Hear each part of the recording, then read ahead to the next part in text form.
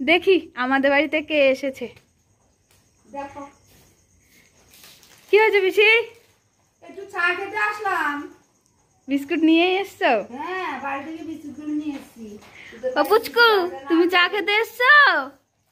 হ্যাঁ পুচকু, তুমি চা খেতে এসছো? বসো তাহলে চা করে দিই। এ নাও তোমার চা। দাও।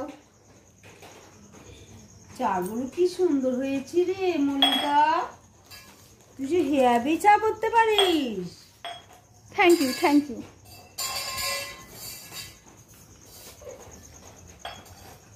নাও দাও, শুধু চা খাবো বিস্কুট ছাড়া? পিসি একটা বিস্কুট ধার দাও আমার শাশুড়ি। দাও।